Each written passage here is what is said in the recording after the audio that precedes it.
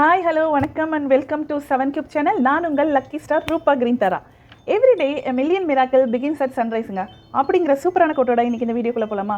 இன்றைக்கி இந்த வீடியோவில் நான் என்ன லக் என்ஹான்சிங் டிப்போட வந்திருக்கேன்னு தெரியுமா? ஒரு சில பொருட்களை நம்ம வீட்டில் வைக்கிறதுனால நமக்கு துரதிர்ஷ்டம், அதாவது பேட் லக் ஏற்படும் அப்படின்னு சொல்லப்பட்டிருக்குங்க. அந்த வகையில் எந்தெந்த பொருட்களை நம்ம வீட்டுக்குள்ளே வைக்கக்கூடாது அப்படிங்கிற பற்றி தான் இந்த வீடியோவில் நான் உங்கள் கூட ஷேர் பண்ணிக்க போகிறேங்க. அதுக்கு முன்னாடி நம்ம சேனலை இதை முதல் முறையாக பார்க்குறீங்க அப்படின்னா ப்ளீஸ் சப்ஸ்கிரைப் பண்ணுங்கள். அதே மாதிரி கூடவே இருக்க பெல் பட்டனையும் ப்ரெஸ் பண்ணிக்கோங்க. அப்போ தான் நான் நம்ம சேனலில் தொடர்ந்து போட்டுட்ருக்க லக் என்ஹான்சிங் டிப்போட வீடியோஸோட நோட்டிஃபிகேஷன் உங்களுக்கு வரும். நீங்கள் பார்த்து பயன்பெறலாங்க. அதே மாதிரி நம்ம சேனலுக்கு சப்ஸ்கிரைப் பண்ணி என்னை சப்போர்ட் பண்ணிகிட்ருக்க ஒவ்வொரு நல்ல உள்ளங்களுக்கும் என்னோட மனமார்ந்த நன்றியை தெரிவித்துக் கொள்கிறேங்க. சரி வாங்க வீடியோக்குள்ளே போகலாமா? எந்தெந்த பொருட்கள் நம்ம வீட்டில் இருக்கிறதுனால நமக்கு பேட் லக் வரும் அப்படின்னு பற்றி பார்த்துடலாமா? முதல்ல உடைந்து வேலை செய்யாத கடிகாரங்க. அதாவது நம்ம பல பேர் வீட்டில் பார்த்தீங்கன்னா கடிகாரம் கீழே விழுந்துட்டுருக்கோம், அதோட கண்ணாடி வந்து உடஞ்சிட்ருக்கோங்க. அதை கடிகாரத்தை நம்ம மாற்றாமல் அப்படியே அந்த உடஞ்ச வால் கிளாக்கே யூஸ் பண்ணிகிட்ருப்போங்க. அது கண்டிப்பாக நம்ம முற்றிலும் தவிர்க்கணுங்க. அது கண்டிப்பாக நமக்கு ஒரு பேட் லக்கை ஏற்படுத்தி தருமாங்க. அதே மாதிரி வேலை செய்யாத கடிகாரத்தையும் வீட்டில் அப்படியே ஒரு ஓரத்தில் போட்டு வச்சுருப்போங்க. அதையும் நம்ம செய்யக்கூடாது. ஒரு கடிகாரம் வேலை செய்யலை, வேறு புது கடிகாரம் வாங்கிட்டோம் அப்படின்னா பழைய கடிகாரத்தை உடனே டிஸ்போஸ் பண்ணிடணும், வீட்டில் வச்சுக்கக்கூடாதுங்க. அதே மாதிரி கடிகாரத்தில் நம்ம டைம் ஃபிக்ஸ் பண்ணும்போது எக்காரத்தை கொண்டும் நம்ம வீட்டு வால் கிளாக்கில் டைம் வந்து ஸ்லோவாக ஓடவே கூடாதுங்க. கரெக்ட் டைம் வைங்க. அப்படி இல்லைனா 5 minutes 10 minutes ஃபாஸ்ட்டாக போகிற மாதிரி டைம் வச்சுக்கோங்க. எக்காரத்தை கொண்டும் ஸ்லோவாக போகிற மாதிரி டைமை வந்து வீட்டில் ஃபிக்ஸ் பண்ணாதீங்க வால் கிளாக்கில். ஸோ உடைந்து வேலை செய்யாத கடிகாரத்தை நம்ம வீட்டில் வைக்கக்கூடாது. இரண்டாவதாக என்ன அப்படின்னு பார்த்தீங்கன்னா, முள் செடிகள், அதாவது முள் இருக்க செடியை வந்து நம்ம வீட்டுக்கு உள்ளேயோ இல்லை வீட்டுக்கு முன்னாடியோ வளர்க்குறத வந்து நம்ம முற்றிலும் தவிர்க்கணுங்க.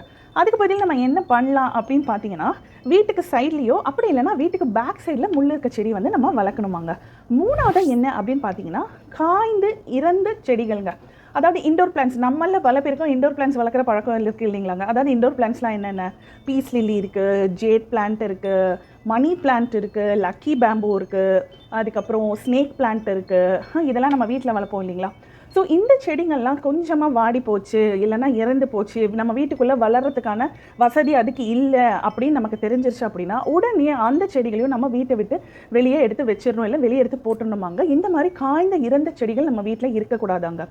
ஒரு செடி கலக்கலன்னு சிரிச்சுட்டே ஸ்மைலிங்காக இருக்கும் போது அது எவ்வளோ பாசிட்டிவ் எனர்ஜியும் பாசிட்டிவ் வைப்ரேஷன்ஸையும் நமக்கு தருதோ, அதே அளவுக்கு ஒரு செடி வாடி வதங்கி போச்சுன்னா நெகட்டிவ் வைப்ரேஷனு நெகட்டிவ் தாட்ஸும் நமக்கு அதிகமாக தருமாங்க. அதனால் காய்ந்து இறந்த செடிகளை வீட்டில் வைக்கிறத முற்றிலும் தவிர்க்கணும். நாலாவதாக என்ன அப்படின்னு பார்த்தீங்கன்னா, லீக்கிங் டேப்ஸ், அதாவது கசிவு குழாய். சில டைம்ஸ் பார்த்தீங்கன்னா வாஷ் பேஷன்லேயோ இல்லை கிச்சன் டேப்லேயோ இல்லை பாத்ரூம் டேப்லேயோ வாட்டர் வந்து லீக் ஆகிட்டே இருக்கும், சொட்டிகிட்டே இருக்கும் இல்லைங்களா. ஸோ அந்த மாதிரி லீக்கிங் டேப்ஸு கசிவு குழாய் இருந்தால் அதை நம்ம வந்து உடனே சரி செய்யணுமாங்க. அப்படியே அந்த லீக்கிங் டேப்பை வந்து நம்ம வீட்டில் அப்படியே விட்டுறக்கூடாது. ஒரு டேப் சரியில்லை, தண்ணி சொட்டிகிட்டே இருக்குது, அதாவது குழா அழகுதுன்னு கூட சொல்லுவாங்க இல்லைங்களா. ஸோ அந்த மாதிரி லீக்கிங் டேப்ஸ் இருந்தால் அதை வந்து உடனே முற்றிலும் சரிப்படுத்திக்கணுங்க. தண்ணியையும் பணத்தையும் வந்து நம்ம முன்னோர்கள் ஒப்பிட்டு இருக்காங்கங்க. ஒரு வீட்டில் எந்த அளவுக்கு தண்ணி செலவாகுதோ அதே அளவுக்கு அந்த வீட்டில் பணமும் செலவாகும் அப்படின்னு சொல்லப்பட்டிருக்குங்க.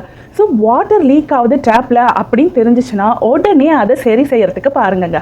என்ன அப்படின்னு பார்த்தீங்கன்னா, உடைந்து வேலை செய்யாத பல்புகள், இதையும் நம்ம வந்து வீட்டில் வைக்கக்கூடாதுங்க. நம்ம பல பேர் பார்த்தீங்கன்னா, ஒரு டியூப்லைட் ஃபியூஸ் போயிடுச்சு இல்லை ஒரு குண்டு பல்ப் ஃபியூஸ் போயிடுச்சு அப்படின்னா டியூப்லைட் வந்து பார்த்திங்கன்னா அப்படியே செவுத்தில் ஓரமாக சாய்ச்சி வச்சுருவாங்க. குண்டு பல்பெல்லாம் பார்த்திங்கன்னா இங்கே அப்படியே போட்டு வச்சுருக்காங்க, இல்லைனா பரல் மேலே எடுத்து போட்டு வச்சுருவோம் இல்லைங்களா. அந்த மாதிரி விஷயத்தையும் நம்ம செய்யக்கூடாதாங்க. ஒரு பல்ப் வேலை செய்யலை, இதால் இனிமேல் நமக்கு யூஸ் இல்லை அப்படின்னு தெரிஞ்சிச்சுன்னா அதை உடனே ப்ராப்பராக டிஸ்போஸ் பண்ணிடணுங்க. அதுக்கு டிஸ்போஸ் பண்ணணுன்ற பேரில் கண்ணாடி இல்லைங்களா வெளியில் எடுத்துகிட்டு போய் அப்படி இப்படி போட்டுறக்கூடாது, ப்ராப்பராக டிஸ்போஸ் பண்ணுங்கள். ஏன்னா அது அந்த கண்ணாடி துண்டாலும் யாருக்கும் எந்த பாதிப்பும் ஏற்பட்டுறக்கூடாது. அதில் ரொம்ப நம்ம கேர்ஃபுல்லாக இருந்துக்கணுங்க. ஸோ உடைந்து வேலை செய்யாத பல்புகளையும் நம்ம வீட்டில் வைக்கக்கூடாதாங்க, உடனே டிஸ்போஸ் பண்ணிடணும் அப்படின்னு சொல்லப்பட்டிருக்குங்க. ஆறாவதாக என்ன அப்படின்னு பார்த்தீங்கன்னா, மோசமான காலணிகள். கிழிஞ்சு போன செப்பல், பிஞ்சு போன செப்பல். ஒரு இப்போ செப்பல் பிஞ்சிருச்சுனோம்னா என்ன பண்ணுவோம், நம்ம புது செப்பல் வாங்கிடுவோம் இல்லையா. புது செப்பல் வாங்கி யூஸ் பண்ண ஆரம்பித்ததுக்கப்புறம் இந்த பழைய செப்பலையும் வீட்டில் செப்பல் ஸ்டாண்ட்லேயே வச்சுருக்கிறத தவிர்க்கணுங்க.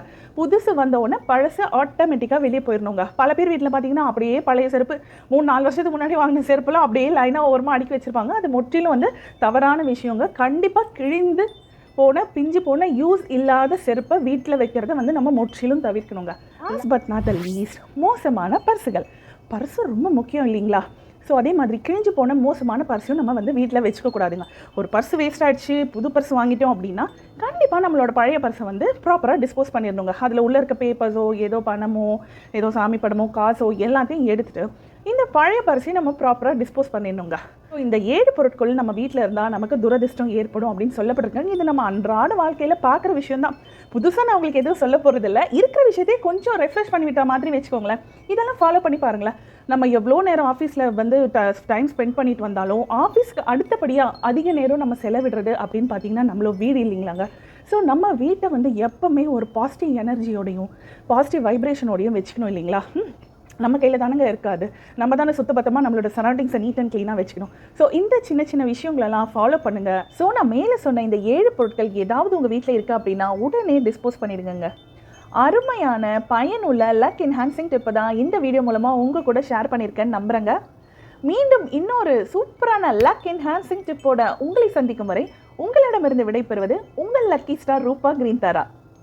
மறக்காமல் சப்ஸ்கிரைப் பண்ணிவிடுங்க. தேங்க்ஸ் ஃபார் வாட்சிங். பாய்.